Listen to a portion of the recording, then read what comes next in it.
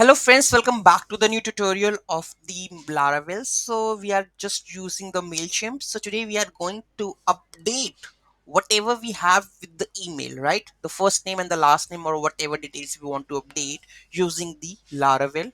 So let's see how we're going to implement it. So subscribe or update the Mailchimp data in Laravel, right? So those who haven't subscribed my channel yet, please do subscribe my channel. And if you like the video, please do like, share, and comment on my video. So let's see how we're going to implement. So there is only one function. It's very easy. That is for subscribe and update. So just I need to add comment this one, and I'm going to add this one. Okay.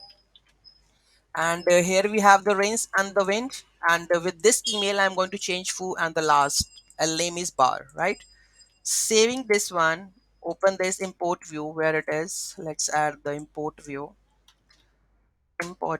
and let's add any of the email because we have already set the static email, right? Submit. So it's done. Let's check the currently it's you can see that it's rinse and the wind, right? Reload this,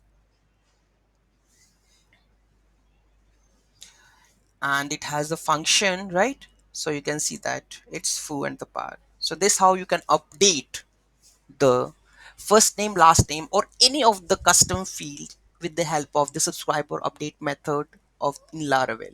So any query, any doubt in that, just let me know in the comment section. Thank you so much for watching this video. Have a great day. Coming video, we are going to learn how to add tags.